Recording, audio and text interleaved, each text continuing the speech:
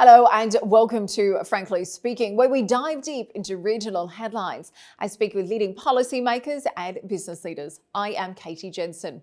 On this episode, we speak with Faisal Sultan, the Vice President and Managing Director of Lucid Middle East. We talk to him about EV adoption in the kingdom, Lucid's new challenges following its CEO's sudden exit, all as rival Tesla reportedly prepares to launch operations in Saudi Arabia. And as Lucid ramps up production in the kingdom, will Saudi be the decisive force that propels Lucid back to profitability?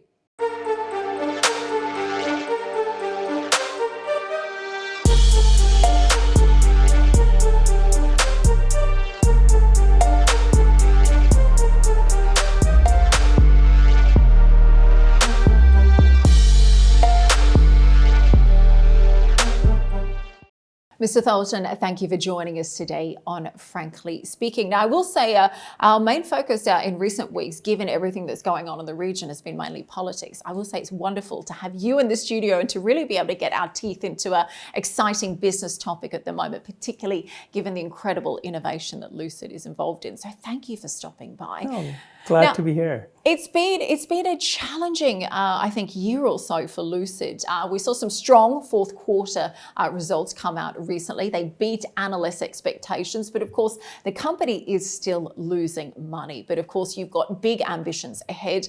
I know you're looking to double production in the year ahead. So frankly speaking, in light of that, I think many of us were quite surprised when your CEO, Peter Rawlinson, recently decided to step down. He's one of the best paid CEOs in the world. Tell me, what were the reasons for his sudden departure and why now?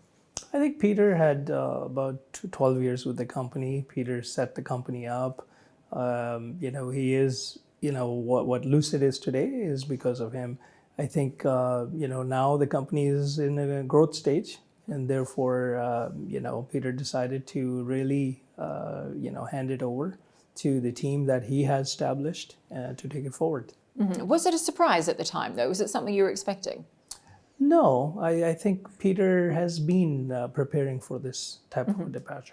Okay. I mean, obviously the news has been taken a little bit differently in various parts of the world. In the US, your country of origin, it was taken a little bit differently to your adopted country in Saudi. But it seems like production is full steam ahead in Saudi. Of course, you've recently introduced the Lucid Gravity. When we look at your production facility in Jeddah as well, you've got some incredible plans there. I think you plan to scale to produce 155,000 EVs annually within just 3 years. You've also recently been given the Made in Saudi badge.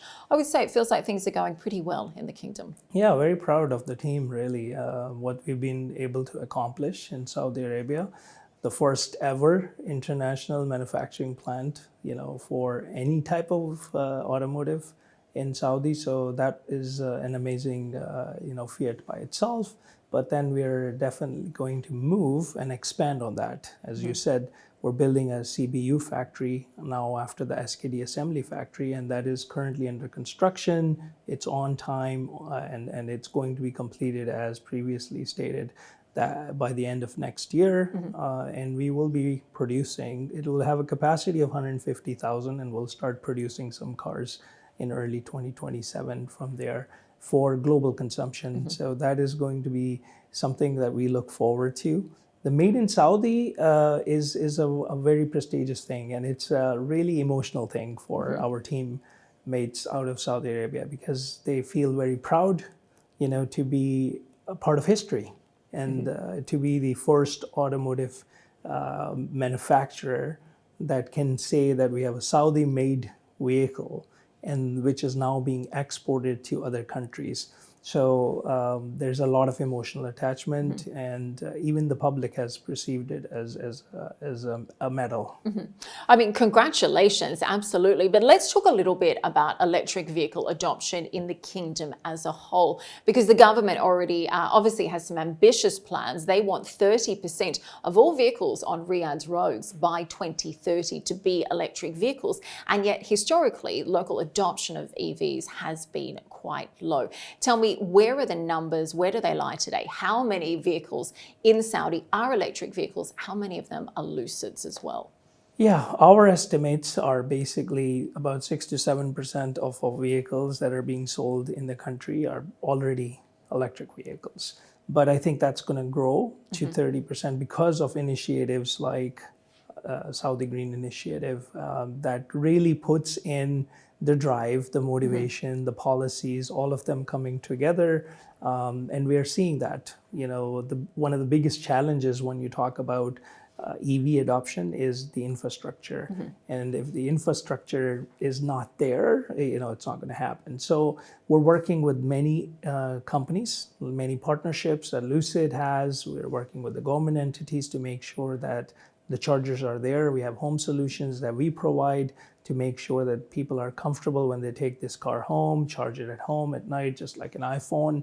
And in the morning, you have the car ready to be driven. And Lucid has the longest range vehicle, as you know, in the world. So basically, they are comfortable 98% of the time. They are comfortably charging at home. Okay. It's the other 2% of the time when you have to really go from Jeddah to Riyadh or Riyadh to Jeddah, where you really, really require the public charging infrastructure. So we're focusing on these key locations also with some of these entities to make sure that the charging is available there. Okay, well, let's talk about some of that. When we consider the statistics, I think only around 7% of vehicles in Saudi are electric. And I think about 1% of vehicles last year were actually electric as well. Again, how many Lucids are actually on the roads in Saudi? Well, we can definitely tell you that we are the number one, in our segment by far, and even when you compare it with internal combustion engines. Okay. So typically, our competitors will sell 500 plus vehicles. We're selling a lot more than that because people have this emotional connection with Lucid Motors because it's now manufacturing and assembled in Saudi Arabia.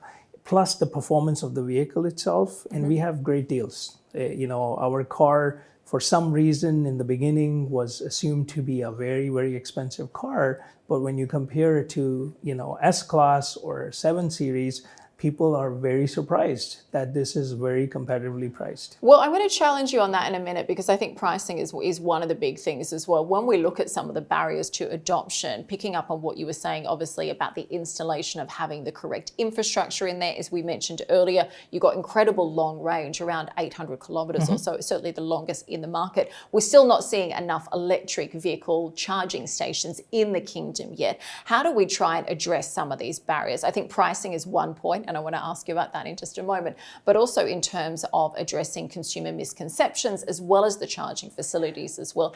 Is there enough of a change that's going on? Obviously, we need a partnership, I think, with the government for that. Take us through some of those barriers. How are they being dealt with? See, a lot of it is actually just the change itself, because a lot of people, are really worried about because they're used to doing things a certain way. You have a car, you go to the gas station, you fill your gas anywhere. So, for them, it is an adopted way of living. And I think that's one of the things we have to really inform the consumer that how easy it is. As you said, 838 kilometers of range on a Lucid Air. You don't drive more than 600 kilometers in a week. Sure, but you've got to have the right charging facilities for that. I know with the right one, you can get to about 400 kilometers recharged in 15 minutes. But does the current infrastructure, is that currently installed in Saudi? Yeah, I think the focus should be at home charging. Okay. And it should not be on public charging. If people are thinking that they're going to be charging all the time on public charging, I think that's really the wrong way to think about charging. It should be on your home base. Yes, a lot of the people are living in apartment buildings and things like this with no dedicated parking spot. Fortunately for Lucid, because of the price that you talked about, we are in that luxury premium brand. So most of 99% of the people who are buying Lucid are buying it with a dedicated parking spot at their home. So it's very easy for them to take the free charger that we give them and the free installation that we give them to have that installed and charge their vehicle once. But I agree with you. We are going to move into more affordable models in the coming few years with the midsize. And if that's the case, then some of our consumers are also going to then require the public charging. And I think the key is for the governments to really get involved and incentivize some of this, because the rate of return on these, because you don't have enough cars on the road. Therefore, not too many cars are going to go and hook up to the charger. Not hooking up to the charger means that there's profitability for the installer and the operator is going to take a long time. So the more cars on the road, the better for them. Okay, but I don't know how it's affordable, whether it's necessarily affordable for everyone out there when we consider the pricing. I mean, I will say you have a superb product. Anyone I know who's been inside a Lucid really is absolutely mesmerized from it. But let's be frank here, it does not come cheap. If we look at the higher end of pricing of your high-end products, we're looking at around 1 million Saudi riyals. And even on the lower scale, 300,000 riyals, that's roughly around 100,000 US dollars. Don't you think there's an awful lot of competition from the luxury car market with more established brands? Yeah, I think when you talk about 1 million real, that's actually something that is just built to order, and there's very few of them. So it's for really a car enthusiast who really wants that type of luxury, but also the world's fastest accelerating car, fastest charging, car, all of that. So they are willing to pay that, right? We are selling those in the quantities that we think we should be selling at. We're not going to sell thousands of that in a year. So we're okay with that. Our base model, which is, as you said, 299,000 reals or dirhams plus VAT, is very, very competitive. When you look at some of the competitors, when you put them on the same chart, you will see that the BMWs and the Mercedes are definitely higher priced than that. And once the consumer gets and looks at the performance of a Lucid, it's not a brand that's a 100-year-old brand. So then they realize that, look, yes, they're not a 100-year-old brand, but their product, unfortunately, is much higher quality. So we have to make the change. And we see a lot of this happening. As I said, people need to get into our cars. We need to do more marketing, and we need to really get that message out. And then people who are driving a Lucid becomes ambassadors. We call them ambassadors for a reason, because once they are in the car and they drive it, they go to their friends and say, hey, you know what? For 80,000 US dollars, 70,000 US dollars, you can get into a Lucid. Sure, but Mr. Sultan, if I consider, Tesla, which I understand is your main competitor, correct me if I'm wrong. I mean, Tesla, they cap it at about 100,000 US for one of their products. Are you not considering potentially lowering your price in order to gain a larger market share? We will, but not on this. But we don't really consider Tesla as our main competitor. Okay. Because if you look into a Lucid's interior and you look at the offerings that we have, how luxurious the car is, Tesla doesn't produce a car like that. They do have a technological electric vehicle, but that is really not the segment. Now, people do take that misconception and try to compare it, but it's an upgrade for a Model S person to come into a Lucid Air. They're upgrading. Okay, so considering you don't see them as your biggest competitor, what are your thoughts? Are you concerned about Tesla officially potentially moving into the Saudi market this quarter? No, I don't think so. I think, look, there's the Chinese, the BYDs, more competition is better, because it gives the consumer really, the difference. And I think we need to just continue to have our powertrain capabilities that are much higher. For example, our motors give you per kilogram more horsepower. Sure, but again, to go back to the company is still operating at a loss. So even if you are presenting a more superior product, how do we ensure that it's still sustainable long term? This is very normal in the beginning of any automotive company. Well, we've been at 12 years now, haven't we? Is that still considered? No, 12 years, we were a battery company. Sure, yes, but there's been an evolution. In car companies, I think we launched Lucid Air after 2020, so 2021. So we've only been in the market for 4 years, just to be correct. And what are your thoughts then on moving to profitability then? I think more product. We need the Gravity's coming out now. It's Lucid Air, as you know, we won the luxury car of the year 3 years in a row. Motor Trend 10 car of the year. 10 best car and driver. So now Gravity is getting great reviews. Actually, we got rating 100 out of 100 rating just last week on Gravity, and it's there's not enough significant quantities of gravities out there, but people are loving gravity, and I think gravity is going to re-emphasize and redefine what an SUV should be. And once that's out, I think we were going to solidify our positioning as a brand.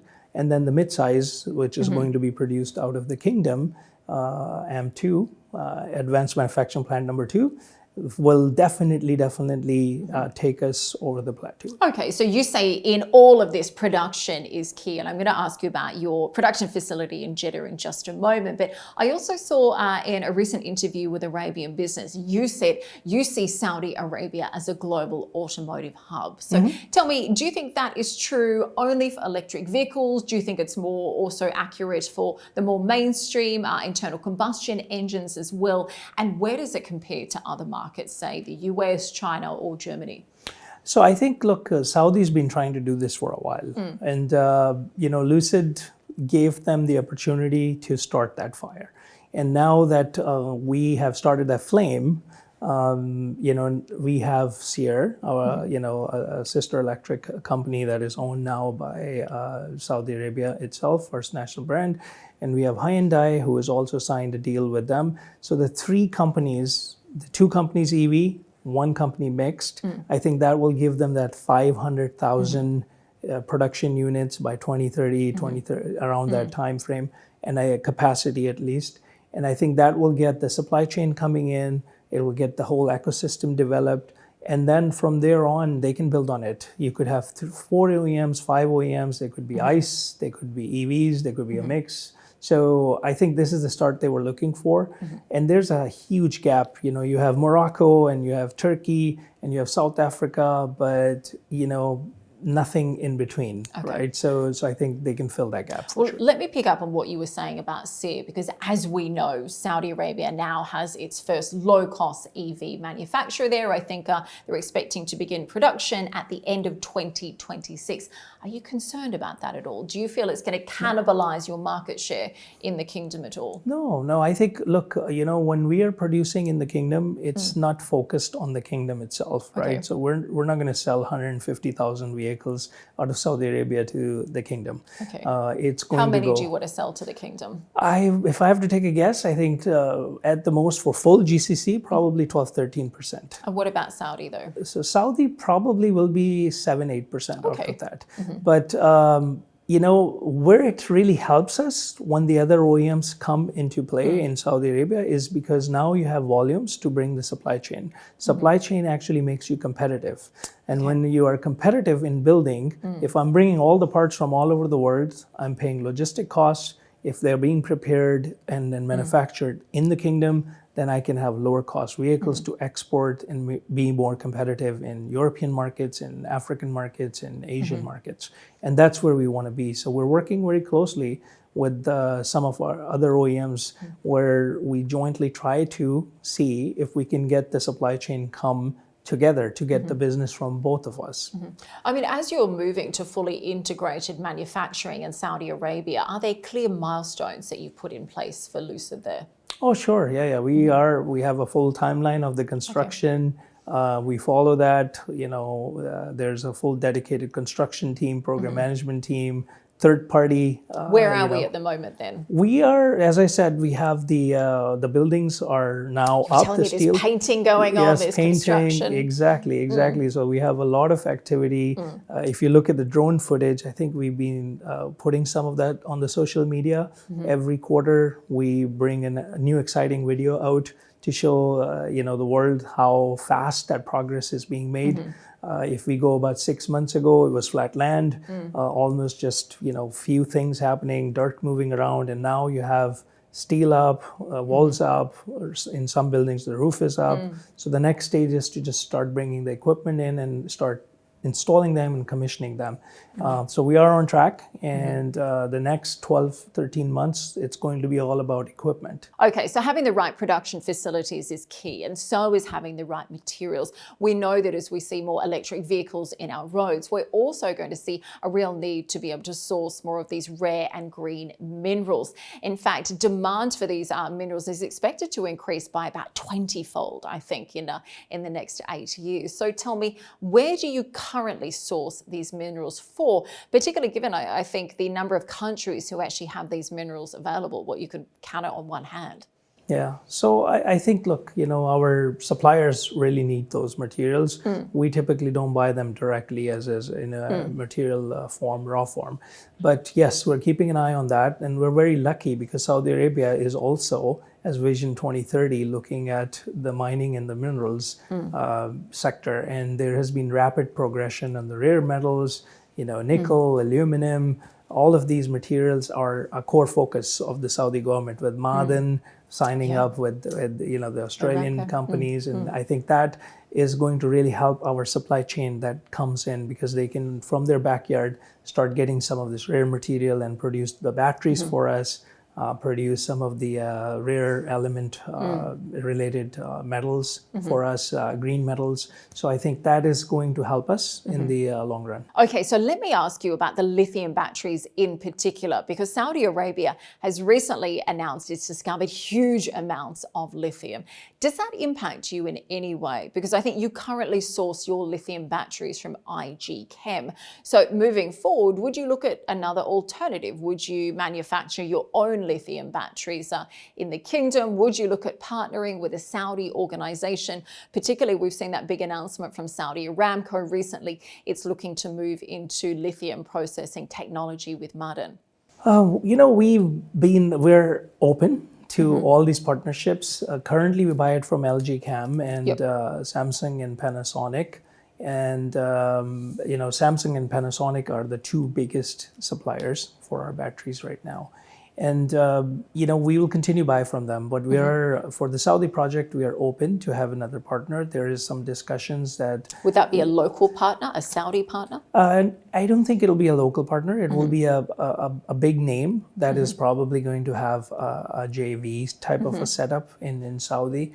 And it doesn't have to be one of those big three, because what we are trying to do is gauge how fast the battery technology in some of the other countries are coming up. So yes, the Japanese and the Koreans who are the leaders on this, but now you have the Chinese and you have the others that are really coming. So commercially feasible and localized, having them in Saudi, those are the things that we're looking for.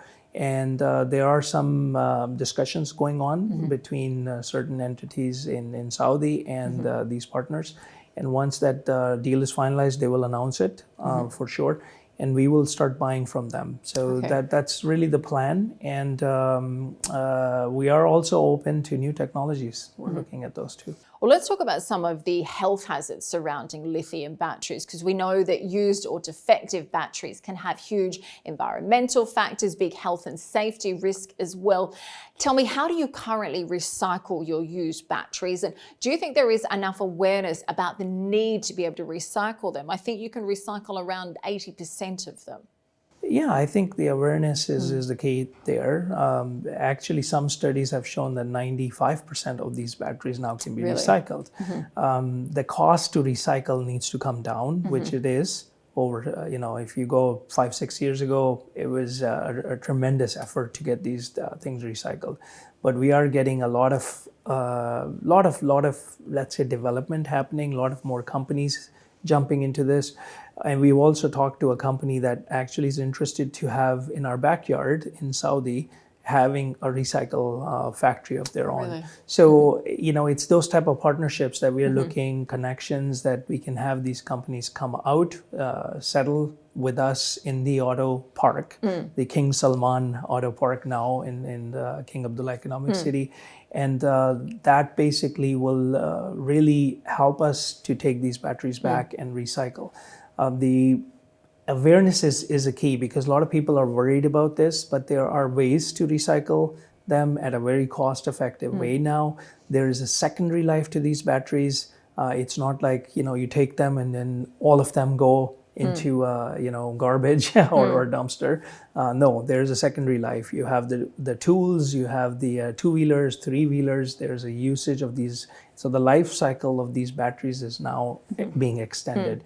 And I think that is going to continuously develop as we see more uses. And that's the thing. I think the life cycle is one thing. There's also the financial side as well of being able to recycle them in a safe way, but also to be able to resell some of these very rare minerals too. Yes, and then it's happening, right? So there are companies in UK and in Germany and US that are already doing that sell the material back to LG Chems and Panasonics, and they reuse some of this material. So I think the more awareness, the more development, I think you will see a more circular cycle.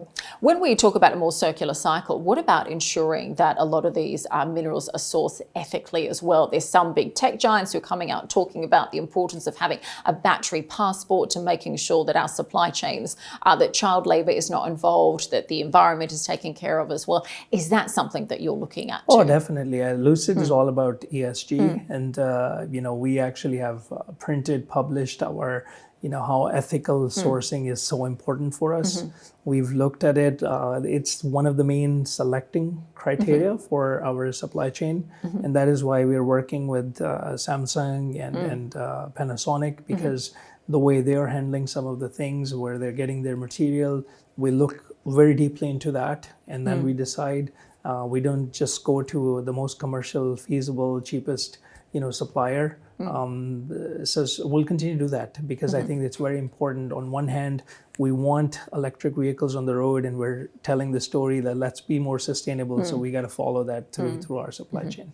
Okay, well, as we look at expansion plans, tell me, where do we go from here? There's now a Lucid showroom that's been added in Dubai. I saw last year Dubai Police has now added a Lucid to the Dubai Police fleet as well. Where else are you looking at? Expanding more across the UAE, Egypt, Turkey? What's your forecast? Well, the current focus is really within GCC. That's where we want to focus on, because the market for a luxury four-door sedan and an SUV, a luxury full-size SUV, is the strongest in, let's say, UAE, Saudi, Kuwait, Qatar. So this is basically where we are going to be concentrating in the next 3-4 years. We will definitely short-term, we're expanding. Last year, we expanded in Jeddah. We also expanded, as you said, here in Dubai. We're going to have another showroom, a larger showroom in Dubai this year. We actually haven't told, this is the first time I'm actually saying that. So this year we're going to do that also. Do you have a location for that yet? We are very close. Okay. Yeah, to getting a location, final stages. So once we have that, we will definitely have a flagship studio available in Dubai.